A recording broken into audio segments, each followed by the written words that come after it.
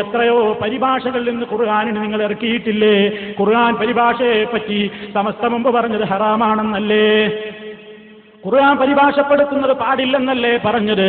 ഖുർആൻ ഒരാൾ മനഃപൂർവ്വം പരിഭാഷപ്പെടുത്തുന്നുവെങ്കിൽ ഒന്നുകിൽ അയാൾ ഭ്രാന്തനാണെന്ന് കരുതി ചികിത്സിക്കണമെന്നും, അതുമല്ലെങ്കിൽ മനഃപൂർവ്വമാണെങ്കിൽ അയാളെ വേറെ ഏതെങ്കിലും നിലക്കൽ അയാളെ കൊല്ലണം എന്നൊക്കെ വരെ എഴുതി വിട്ടിട്ടില്ലേ? നിഷേധിക്കുകയാണെങ്കിൽ രേഖയപ്പോൾ ഹാജരാക്കുന്നതാണ് എന്ന് ഇപ്പോൾ ഒന്ന് പറഞ്ഞു നിർത്തുകയാണ്. ഇനി നിങ്ങൾ ചിന്തിച്ചോ സുഹൃത്തുക്കളെ, ആ വിഷയം കഴിഞ്ഞു. ഇനിയും പറയട്ടെ, വസ്തുതകൾ ഉൾക്കൊള്ളാനാവാതെ ഇയാൾ കരണം മറിയുന്നത് നിങ്ങൾക്ക് കേൾക്കണോ? ഇവിടെ വന്നിട്ട് നിങ്ങളൊക്കെ കേട്ടതല്ലേ, പേരോട് മുസ്ലിയാർക്ക് ഇയാൾക്ക് എന്ത് ചോദ്യം കിട്ടിയാലും മറുപടി പറയാൻ കഴിയുമെന്ന നാട്യമാണ്.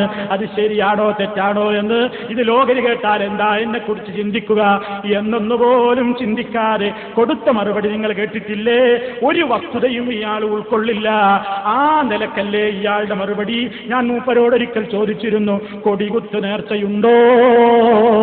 മക്കയിലും മദീനയിലുമൊക്കെ കൊടികുത്ത് നേർച്ചയുണ്ടോ എന്ന് ചോദിച്ചപ്പോ എന്താണ് ഈ പേരോട് കൊടുത്ത മറുപടി എന്ന് നിങ്ങൾ ഒന്നുകൂടി കേട്ടോളൂ. കൊടികുത്തലുണ്ടോ? എല്ലാ രാഷ്ട്രത്തിന്റെയും കൊടി മിനായിലും അർഫയിലും കുത്തലില്ലേ? ഏത് രാഷ്ട്രത്തിന്റെ കൊടിയാ കുത്താത്തത്? എല്ലാ രാഷ്ട്രത്തിന്റെയും കൊടി കുത്താറില്ലേ? കേട്ടോ, എല്ലാ രാജ്യത്തിന്റെ കൊടിയും മിനായിൽ കുത്താറില്ലേ? കേട്ടോ, അപ്പൊ കൊല്ലത്തെ കൊടികുത്തിപ്പ കഴിഞ്ഞിട്ടേ ഉള്ളൂ. എടേ ഒക്കത്തെ ഒരുപാട് ആൾക്കാർ ഇപ്പൊ ഇന്ത്യയിൽ നിന്ന് ആയിരക്കണക്കിന് ജനങ്ങൾ മഹത്തായ വർഷം തോറും നടത്തി വരാറുള്ള മിനായിലെയും അറഫാത്തിലെയും മക്കയിലെയും ഒക്കെ കൊടികുത്ത് നേർച്ച കഴിഞ്ഞ് കീരണിക്കൊട്ടയത്തെ ഇറങ്ങിപ്പോ നാട്ടിൽ ഇയാളുടെ ഭാഷയിൽ എന്തും പറയാനുള്ള ഒരു തൊലിക്കെട്ടി. പടച്ചതമ്പുരാൻ നിങ്ങൾക്കും ഹിദായത്ത് തരട്ടെ എന്ന് പ്രത്യാശ ഞങ്ങൾക്കുണ്ട്. ആരെയും പറ്റി കൊടുക്കൂലെന്നൊന്നും കരുതൂല. മനസ്സറിഞ്ഞുകൊണ്ട് ദുആ ചെയ്യാ സുഹൃത്തുക്കളെ, ഇയാളൊന്ന് നന്നാവട്ടെ. എന്താണ് ഈ കോലത്തിൽ മറുപടി പറയുന്നത്?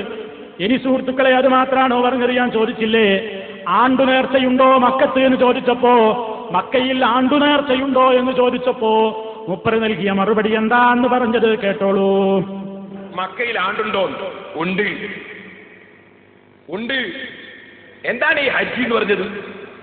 ഇബ്രാഹിം നബി അലൈഹിസ്സലാത്തു വസ്സലാമും ഇസ്മായിൽ അലൈഹിസ്സലാത്തു വസ്സലാമും കൊല്ലത്തിലൊരു പ്രാവശ്യം അവരെ അനുസ്മരിച്ചുകൊണ്ട് അവിടെ പോയി സൽക്കർമ്മം നടത്താൻ വേണ്ടി ക്ഷണിച്ചിരിക്കുന്നു. അത് ആണ്ടിലൊരിക്കൽ അവിടെ നടന്നുകൊണ്ടിരിക്കുന്നു. ആണ്ട് തന്നെയല്ലേ അത്? അത് നേർച്ചയാക്കലുണ്ടോന്ന്? ഹജ്ജ് നേർച്ചയാക്കലില്ലേ? കേട്ടോ, ആണ്ട് തന്നെയല്ലേ അത്? പിന്നെ നേർച്ച, ഹജ്ജ് നേർച്ചയാക്കലില്ലേ? അപ്പൊ ആണ്ട് പ്ലസ് നേർച്ച, ആണ്ട് നേർച്ച എന്താ തഫ്സീർ? നല്ല ബുദ്ധിയാ, ധൈര്യൊള്ളിക്കണ്ട മണ്ട. ഇപ്പൊ ആൾക്കാർ ആണ്ട് നേർച്ചക്ക് പോയി വന്നിരിക്കുകയാണ്. എന്താ സുഹൃത്തുക്കൾ, ഇതൊന്നും ഒരിക്കലും വിശദീകരിക്കേണ്ടതില്ല. എല്ലാവർക്കും മനസ്സിലാകണ പൊട്ടത്തരങ്ങളായി പറയണമൊക്കെ. അപ്പൊ നമ്മളന്ന് ഇയാളോട് ചോദിച്ചു, അപ്പൊ ആണ്ട് നേർച്ച എന്ന് പറഞ്ഞാല് അത് ശരി, ഹജ്ജ് ആണ്ട് നേർച്ചയാണല്ലേ? അപ്പൊ ഇബ്രാഹിം നബി അലൈഹിസ്സലാത്തു വസ്സലാം മരണപ്പെട്ടത് ദുൽഹജ്ജ് 10-നായിരുന്നോ? ഹജ്ജിന്റെ ആ ദിവസങ്ങളിലല്ലേ? ദുൽഹജ്ജിന്റെ 10ഓ 11ഓ ഒക്കെ ദിവസങ്ങളിലായിരുന്നോ ഇബ്രാഹിം നബി അലൈഹിസ്സലാത്തു വസ്സലാം മരണപ്പെട്ടത്? കാരണം നിര്യാണ ദിനം നോക്കിയല്ലേ ആണ്ട് നേർച്ച എന്ന് നിങ്ങൾ തന്നെ എഴുതിയതാണ്. അപ്പൊ മരിച്ച ദിവസം തന്നെ ആവണമെന്നുണ്ടല്ലോ എന്ന മറുപടി അങ്ങ് ചെന്നപ്പോ മൂപ്പര് ചോദിക്കാ എന്നോട്, മൗലവി ചോദിക്കാണ്, ഇബ്രാഹിം നബി അന്നാണോ മരിച്ചത്? അത് നിര്യാണ ദിവസം തന്നെ ആണ്ട് നടത്തേണ്ടതെന്ന് ആരാങ്ങളെ പഠിപ്പിച്ചത് എന്ന് എന്നോട് ചോദിക്കാണ്. കേട്ടോളി ആ ഭാഗം. മൂപ്പര് ഭയങ്കര ചോദ്യം ചോദിച്ചിട്ടോട്, മക്കത്ത് ആണ്ട് നേർച്ചുണ്ടോ മുസ്ലിയാര്? ഞാൻ പറഞ്ഞ ആണ്ട് നേർച്ച, കൊല്ലത്തിൽ ചെയ്യുന്ന സൽക്കർമ്മം നേർച്ചയാക്കിയാൽ ആണ്ട് നേർച്ചയായി. അപ്പൊ കൊല്ലത്തിൽ ചെയ്യുന്ന സൽക്കർമ്മമാണ് ഹജ്ജ്. അത് നേർച്ചയാക്കിയാൽ ആണ്ട് നേർച്ചയായി. അപ്പൊ ഹജ്ജ് തന്നെ നേർച്ചയാക്കിയാൽ ആണ്ട് നേർച്ചയാണ്. അപ്പൊ മോനെ പറഞ്ഞു, നിങ്ങൾ ഇസാലയിലുണ്ട്, ഇസാലയിലെ പകുതി കത്തിച്ചാ വായിച്ചത്.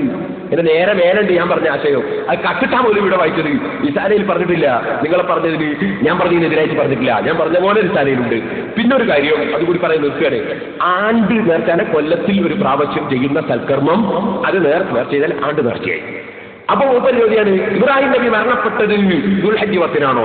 മരിച്ച അന്നേ ആണ്ട് നേർച്ച നടത്തുന്ന ആരാ മൗലവിനെ പഠിപ്പിച്ചത്? റിസാല. മരിച്ച നടത്തുന്ന ആണ്ട്, മരിച്ച ദിവസത്തോടനുബന്ധിച്ച് ആണ്ട് നടത്തുന്ന ആരാങ്ങളെ പഠിപ്പിച്ചത്? റിസാല. കേട്ടോ, വായിച്ചു കേട്ടോ. ഞാൻ റിസാല കട്ടുത്തരേ. എനിക്കെന്തിനാ നിങ്ങളത് കക്കണത്? എനിക്ക് നിങ്ങളത് കക്കണോ? ഞാനൊന്നും കേട്ടിട്ടില്ല, കേട്ട് വായിച്ചോ, റീസാലിനാ വായിക്കുന്നത്. മഹാന്മാരുടെ മക്ബറകളുമായി ബന്ധപ്പെട്ടോ അല്ലാതെയോ അവരുടെ നിര്യാണ ദിനത്തിനോടനുബന്ധിച്ച് കൊല്ലം തോറും നടന്നു വരുന്ന അനുസ്മരണ ചടങ്ങുകൾക്കാണ് ആണ്ടുനേർച്ച എന്ന് മുസ്ലിങ്ങൾ പറയുന്നത്. ഇയാളാരാ? മുസ്ലിങ്ങൾ പറയുന്നത് ഇയാളാരാ? അടുത്ത ഇനിയും കേട്ടോ, മഹാന്മാരുടെ നിര്യാണ ദിനത്തോടനുബന്ധിച്ച്, കേട്ടോളൂ, മഹാന്മാരുടെ നിര്യാണ ദിനത്തോടനുബന്ധിച്ച്, മൂപ്പരിനോട് ചോദിച്ചില്ലേ നിര്യാണ ദിനത്തോടനുബന്ധിച്ച് ആരാ നിങ്ങൾ പഠിപ്പിച്ചത്? അതിന്റെ മറുപടിയായി പറയുന്നത് പിടിച്ചു വാങ്ങി പോക്കറ്റിലിട്ട് വെച്ചോ. മഹാന്മാരുടെ നിര്യാണ ദിനത്തോടനുബന്ധിച്ച് ആണ്ടുതോറും നടക്കുന്ന അനുസ്മരണ ചടങ്ങുകൾക്കാണ് മലബാറിൽ ആണ്ടുനേർച്ചകൾ എന്നറിയപ്പെടുന്നതെന്ന് സൂചിപ്പിച്ചല്ലോ. എത്ര കൃത്യമായിട്ടാണ് നമ്മളത് പറഞ്ഞത് എന്ന് നിങ്ങൾക്ക് തന്നെ മനസ്സിലായില്ലേ? ഇനിയും സുഹൃത്തുക്കളെ എവിടെയാണ് ഈ കാര്യങ്ങളിലൊക്കെ ഇനിയും വിശദീകരിക്കുന്നത്?